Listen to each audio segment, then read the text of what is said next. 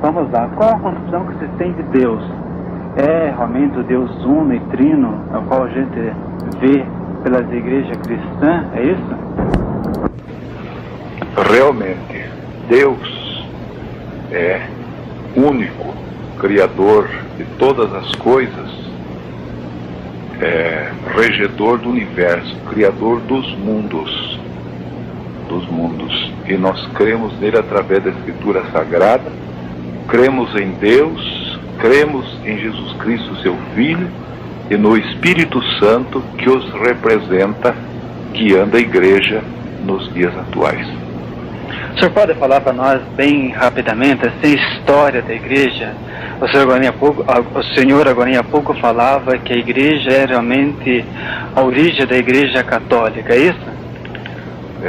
Nós podemos afirmar que a doutrina, a sã doutrina, cujo fundamento é Jesus Cristo através da doutrina apostólica, hoje executada dentro da congregação cristã no Brasil, porque ela está no Brasil, é aquela originária da Escritura Sagrada, vivida nos primeiros dias da igreja, antes das inovações nela implantadas, tais como batismo de criança, rosário, vela, indulgência, água benta, missa para os mortos, cobrança das indulgências que dava direito a determinado purgatório, limbo, que são dogmas completamente antibíblicos.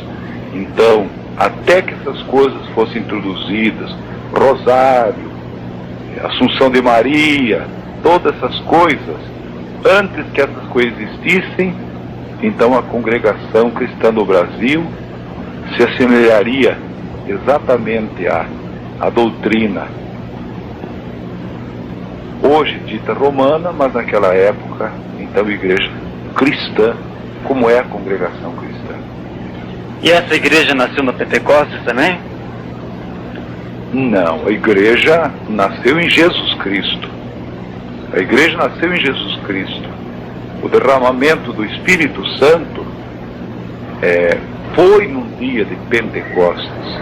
Pentecostes era uma festa judaica comemorada 50 dias depois da Páscoa.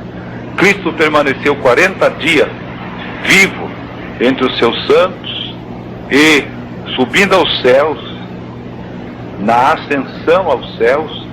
Então ele, no dia de Pentecostes, que prova que levou 10 dias depois da sua subida aos céus, ele derramou sobre a igreja o Espírito Santo, para que ele tivesse a liberdade de iniciar a missão que se propagaria pelo mundo, levando o Evangelho, que são chamados boas novas de alegria, acompanhado com a doutrina apostólica, que são a doutrina contida nas cartas apostólicas, nos Atos dos Apóstolos, que registra os acontecimentos da igreja primitiva, e que hoje, pela graça de Deus, na congregação cristã do Brasil, conferimos exatamente igual. Por isso nós dizemos que a congregação cristã do Brasil é a igreja na sua origem. A igreja tem assim um resumo de doutrinas, além, lógico, de Jesus Cristo que seguem? Nós temos artigos de fé. Nós temos 12 artigos de fé, que são pontos básicos de doutrina. Entre eles já podemos dizer que nós cremos em Deus, o seu Filho e Jesus Cristo. Portanto, é a Trindade. Os três num. Cremos. Nós cremos na Bíblia como infalível palavra de Deus. Nós cremos no batismo das águas por imersão. Por imersão. Como Jesus Cristo recebeu o batismo pelas mãos do profeta João Batista. Nós cremos na promessa do Espírito Santo, que o crente recebe como um dom de Deus. Como um dom de Deus. E nós cremos na necessidade de se abster do sangue, da carne sufocada da idolatria, porque nós não fabricamos imagem de escultura, não adoramos as mesmas, e estes santos, que nele nós cremos, porém não os adoramos, cremos porque a Bíblia Sagrada foi escrita pelos homens santos de Deus. Cremos neles, porém a eles não devemos nada, a não ser de que eles foram instrumentos de Deus para que chegasse a nós o conhecimento da Sagrada Escritura. Porém não os adoramos, mas cremos em todos eles. E então nós não prestamos cultos idólatras, não adoramos imagem de escultura e nos abstemos da fornicação ou da prostituição, ou seja, o homem tem sua esposa e a esposa tem o seu marido. São pontos fundamentais da Escritura Sagrada. Nós cremos no milênio, nós cremos na volta do Senhor Jesus Cristo para levar a sua igreja, e nós cremos na existência do novo céu e de uma nova terra, que estes que nós contemplamos passarão, e haverá novo céu e nova terra para aqueles que estiverem dentro da sã doutrina deixada por Cristo sobre a terra. Então essas seriam as doutrinas. Muito bem. Dentro dessas doutrinas também vocês dão bastante enfoque à Bíblia. A Bíblia representa algo bastante sagrado realmente na igreja, né? A Bíblia Sagrada é tudo. Tanto é que nós temos o nosso cenário, que é a Bíblia cantada. Nós não temos outro livro dentro da igreja a não ser a Bíblia Sagrada, única. E adotamos dentro da congregação uma única versão, que é a versão João Ferreira de Almeida, Padre João Ferreira de Almeida, justamente para que toda a Irmandade possa acompanhar a leitura. Se fosse outra versão, seria outra versão. Mas como esta é de fácil assimilação para o povo, então se adotou a versão João Ferreira de Almeida, e a Irmandade, ela adquire preço de custo de norte a sul, de leste a oeste do Brasil. Exatamente sem um centavo de lucro é distribuído para a nossa Irmandade, que a adquire e por ela então acompanha a leitura e a exposição da palavra nos cultos que se presta a Deus. E toda a Irmandade também conhece a Bíblia?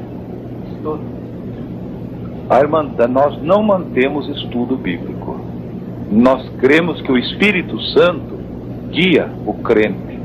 Ouvindo a palavra na congregação, a Irmandade acompanhando, eles guardam no coração, e na hora da necessidade, o próprio Espírito Santo trará a mente, a luz, na hora da encruzilhada da vida para o crente, para que o crente tome o caminho que agrada a Deus e não pegue na encruzilhada o caminho errado, mas aquele que o Espírito Santo guia para que ele possa não se afastar de Deus. Na Igreja Congregação Cristã no Brasil, existem sacramentos? Se formos chamar de sacramento, existe o batismo, que após os 12 anos, porque Cristo nunca mandou batizar criança, ele disse: pregai o Evangelho a toda criatura. E nós não vamos na maternidade pregar para criança, e nem batizamos crianças. Ele disse: pregai o Evangelho a toda criatura, quem crer, e para crer precisa ser adulto, porque criança não tem noção das coisas. Então, se realizamos batismo para adultos, então seria um sacramento. E qual o sentido do sacramento, do batismo? O batismo é para perdão de pecados. O batismo sempre foi para arrependimento e remissão dos pecados. Não é as águas que perdoam o batismo, que perdoam os pecados. Nas águas a pessoa confessa sua crença no Deus vivo e na doutrina de Cristo. Nasce da água e do Espírito através da palavra e sela sua fé sendo batizado nas águas. E o segundo sacramento, que então podemos denominar, seria a Santa Ceia, que é celebrada com o pão e com o vinho, como na sua origem. Nós não usamos um outro ingrediente qualquer. Toda a Irmandade participa realmente da Santa Ceia, com o pão e com o vinho, como Cristo disse: tomai e comei este meu corpo, tomai e bebei este meu sangue.